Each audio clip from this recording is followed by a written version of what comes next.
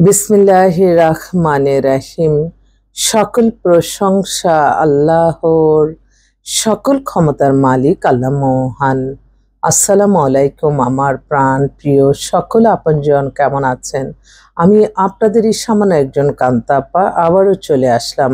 আজকে 10/7/2025 সাল। আল্লাহর নামে কাজ শুরু করলাম। আমি আমার আল্লাহর ঘরে সালাম ও দোয়া পৌঁছে দিলাম। আমার প্রিয় নবীজির রওজা মোবারকে সালাম ও দোয়া পৌঁছে দিলাম। হযরত শাহজালাল শাহপরানে সালাম ও দোয়া পৌঁছে দিলাম। আজমির শরীফে সালাম ও দোয়া পৌঁছে দিলাম। মাইজবান্ডার শরীফে সালাম ও দোয়া পৌঁছে দিলাম। আল্লাহ আপনি নামাজ রোজা ইবাদত বন্দেগী কবুল আর মঞ্জুর করে নেন। আপনার ঘরে যাওয়ার তৌফিক দান করেন, আমিন। আমি আপনাদের সামনে একজন কান্তাপা। আমার প্রফেশনটাই হচ্ছে পাত্র পাত্রীর সন্ধান দিয়ে বিয়ের ব্যবস্থা করা। হাদিসে লেখা আছে একটা বিয়ে দিলে হজের সমান সওয়াব। আলহামদুলিল্লাহ, আলহামদুলিল্লাহ, এখান থেকে অসংখ্য মানুষের কল্যাণ হচ্ছে। সবসময় মনে রাখবেন যে আমি নিজে যেমন ভালো থাকবো, আরো 10 জনকেও ভালো যাতে থাকে সেই ব্যবস্থা করে দিতে হবে। আমারও কোনো না কোনো দায়িত্ব এবং কর্তব্য থাকে মানুষের কল্যাণে কাজ করার। আমার এই একটাই ফেসবুক আইডি, আর কোনো আইডি নাই। দয়া করে, অনেকেই ফেক আইডি খুলেছে, আপনারা একটু সতর্ক থাকবেন। বিশেষ করে আমার বোনরাই অনেক সময় দেখা যায় মনে করে এটাই কান্তাপা, তখন তারা হয়তো মেসেঞ্জারে কথা বলে, কিন্তু মেসেঞ্জারে যে ছবিটা দিয়ে সেই মানুষটা লেখাতে চেটিংয়ে কখনো কাউকে বিশ্বাস করবেন না। সবাইকে উইলিংলি বলবেন আপনি, হ্যাঁ আপনি এই মানুষটা, ঠিক আছে আপনি ভিডিও কলে আসেন। তো এই ব্যাপারগুলি আমি একটু সতর্ক করি, কারণ ফেসবুকের মাধ্যমে মানুষ কিন্তু যেমন হ্যাঁ ভালো কাজ ছড়িয়ে দিতে পারে, আবার কিছু মানুষ কিন্তু হিংসার বশবর্তী হয়ে মানুষকে ক্ষতি করতে পারে। তাই এই ব্যাপারে সতর্ক থাকতে হবে। আমার হোয়াটসঅ্যাপ নাম্বারটা আছে, আমি বলছি 019718600261। আরেকটি কথা, আপনাদের শুধুমাত্র বিবাহ ব্যাপারেই আমরা সহযোগিতা করে থাকি। অনেকে আছে হয়তো ফোন টোন করে, এগুলি আসলে এখনকার যুগে আমরা যারা দেখা যায় সামাজিক যোগাযোগ মাধ্যম ব্যবহার করি, এরা তো আমরা বুঝি যে কোনটা সত্য কোনটা মিথ্যা কিছুটা হলেও। তো সেজন্য আমরা যেহেতু সতর্ক আছি, অতএব হয়তো ফোন করে অনেক বিভিন্ন পরিচয় দিয়ে এগুলি যাতে মানুষ না করে। যে যত বড় ক্ষমতাদার ব্যক্তি আপনি টেলিফোনে তাকে না দেখে ওই ফোনটাই যে বাস্তব সে করছে সেটা কখনো বিশ্বাস করবেন না, এবং আপনি জাস্টিফাই করবেন। এভাবে কিন্তু অনেক প্রতারণা হচ্ছে, সেজন্য আমি বলতেছি অবশ্যই আপনি যদি হ্যাঁ ঠিক আছে আপনি সেই ব্যক্তি, তাহলে আপনি ভিডিও কলে আসেন। ভিডিও কলে আমরা কথা বলতে পারি। আল্লাহর এত সুন্দর একটা সৃষ্টি আল্লাহ দিয়েছে যে আমরা কে কোথায় আছি কি করছি সব জানতে পারছি, দেখতে পাচ্ছি। তো আমাদের লজ্জার কি আছে ভিডিও কলে বললে? এগুলি যখন বলে তখন কিন্তু উত্তেজিত হয়ে যায়, সেটাই প্রতারক। তো সেজন্য আমি মনে করি এই ব্যাপারগুলি একটু সতর্ক করা দরকার। আর আমিও মনে করি আমি এই দেশের নাগরিক হিসাবে, নাগরিক যদি কোনো সমস্যা চোখে পড়ে সেটা বলার, এই সামাজিক যোগাযোগ মাধ্যমটা তো আমরা ভালো কিছু ব্যবহার করতে পারি। এটার মাধ্যমে আমরা দিনের দাওয়াত দিতে পারি, এটার মাধ্যমে আমরা নিজে প্রফেশনটাকে তুলে ধরতে পারি। হ্যাঁ, আমার যে এই যে পাত্রপাত্রের সন্ধান দিয়ে বিয়ে শাদীর ব্যবস্থা করা, অনেকেই হয়তো যারা অনেকের ঘরে ছেলে মেয়ে আছে, আল্লাহ কার কাছে যাব, কি করব, কিভাবে ছেলে পাবো, যেহেতু তাদের কোনো পছন্দ নাই, তখনই হয়তো এই ভিডিওটা চোখে পড়লো। তখন হয়তো একটা ফোন করে যে হ্যাঁ কান্তাপা আপনার কাছে কেমন ছেলে আছে, কেমন মেয়ে আছে। আমাদের অসংখ্য অসংখ্য বায়োডাটার ছবি জমা আছে। ইনশাল্লাহ ইনশাল্লাহ আমি তো বলি প্রত্যেক দিনই যে আল্লাহর কাছে হাজারো লক্ষ কোটি শুকরিয়া যে প্রাথমিক অবস্থা যখন আপনারা মেম্বার হবেন, আমি প্রাথমিক অবস্থা যে কেউ হোক আমাদের 20টা 30টার মতোই মিলে যায়। তো আলহামদুলিল্লাহ, আসলে মাশাল্লাহ বলবেন, মানুষের নজরও লেগে যায়। তো আমি সবসময় ভালো কাজের সাথে থাকতে চাই, এবং প্রত্যেকটা মানুষকে তাই করতে হবে। কাউকে ক্ষতি করে না, কারণ আমি মিথ্যা কল্পনা করে কখনো গল্প বানাবেন না। আপনি কল্পনা করছেন আপনি বিদেশে চলে যাচ্ছেন, অথচ আপনি এগুলি কিন্তু কল্পনা করে অনেক মানুষের মিথ্যা কাল্পনিক গল্প বানিয়ে ফেলে।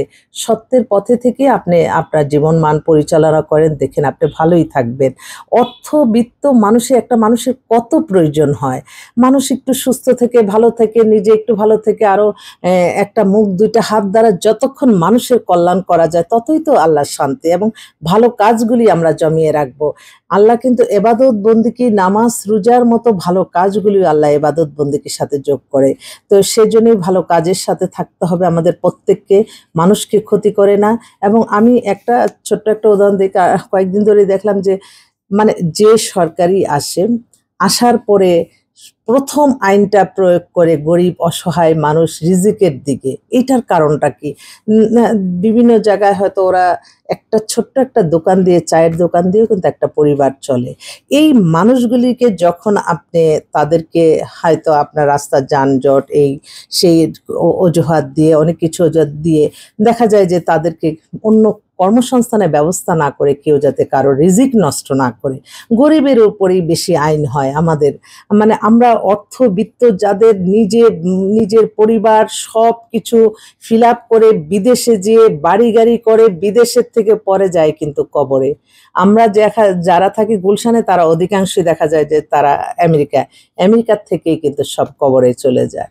তো এই যে মানুষকে ঠকিয়ে, মানুষকে হয়রানি করে নিজে ভালো থাকবো নিজের পরিবার নিয়ে, এই চিন্তা মেন্টালিটি প্রত্যেকটা মানুষের জীবন থেকে চলে যেতে হবে। কারণ আমরা একে অন্যের শুভাকাঙ্ক্ষী। আমরা কেন নিজেকে এত গোছাবো? আমার দ্বারা আমি সত্যি কথা যেটা অনেকেই বলে যে আপা আপনার মাধ্যমে এত মানুষ উপকৃত হইতেছে, আপনি তো যা তাই, সেই ৭১-এর যুদ্ধ দেখিনি কিন্তু আপনার যুদ্ধ দেখেছি সত্যি। কিন্তু আল্লাহর কাছে হাজারো লক্ষ কোটি শুকরিয়া আদায় করছি যে আল্লাহ সুস্থ রাখছে। সুস্থতার চেয়ে বড় সম্পদ আর পৃথিবীতে কিছু নাই। এবং সবসময় মনে রাখবেন, যেটা করলে গুনাহ হবে, যেটা করলে সওয়াব হবে, এইটা মেনটেন করেন এবং আল্লাহর নামাজ, রোজা, ইবাদত, বন্দেগী, দান, সদকা, মানুষের কল্যাণ করে যান। আলহামদুলিল্লাহ, আল্লাহই নিজ হাতে এটা পুরস্কৃত করবে। এটা আমি আমার ছোট্ট একটা মানে আমি সবসময় চলতে ফিরতে ছোট ছোট প্রবলেম করি, একটু ইঙ্গিত দেই আর কি।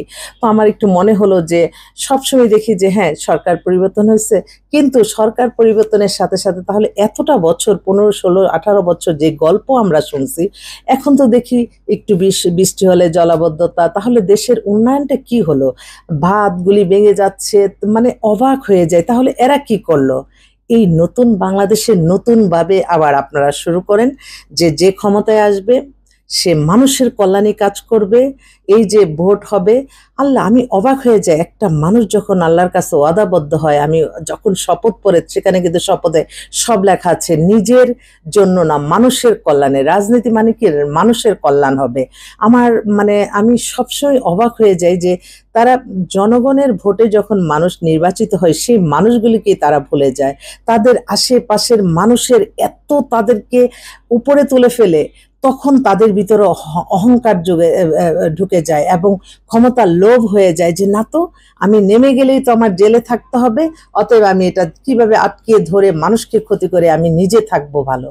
এই চিন্তা থেকে নতুন বাংলাদেশে নতুনভাবে তৈরি হোক, যার দ্বারা মানবতার কল্যাণ হবে, মানুষের কল্যাণ হবে।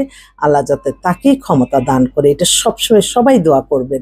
এবং এটা এমন একটা বাংলাদেশ, যে বাংলাদেশের নির্বাচনটা আমি আমি হ্যাঁ ঠিক আছে, আমি আপনাদের প্রতিনিধি হতে চাই, কিন্তু এটা জনগণ আমাকে প্রতিনিধিত্ব করবে, জনগণের ভোটে হব। কিভাবে মানুষ মানে ভুয়াভাবে বিজয়ী হয়ে সে নিজে ক্ষমতা ভোগ করবে, এটা তো আল্লাহর কাছে জবাবদিহিতা করতে হবে। তার প্রমাণ তো আপনারা দেখতেছেন, যারা জুলুম করেছে মানুষের প্রতি, সেই জুলুমবাজদের বিচার আল্লাহ কিভাবে দেখাই দিচ্ছে। তাই এগুলির ব্যাপারে সবারই সতর্ক থাকতে হবে।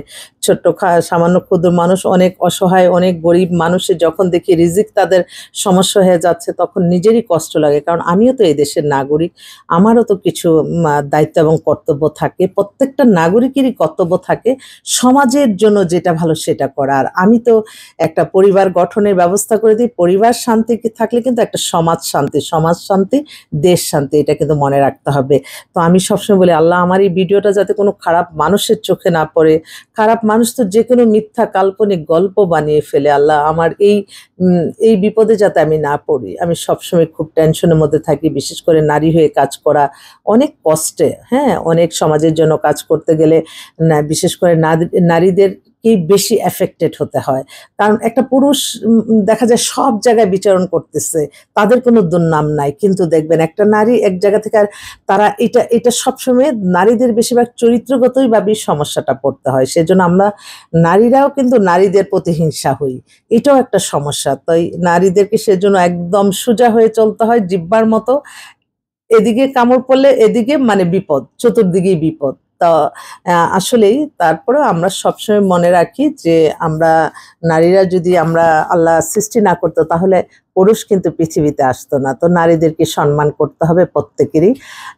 আপনারা ভালো থাকবেন। আর আমার এটাই একটা ফেসবুক আইডি, আর কোনো আইডি নেই। আপনাদের সেবায় ইনশাল্লাহ আছি। পাত্রপাত্রীর সন্ধানে চলে আসবেন আপনারা। আসসালামু আলাইকুম।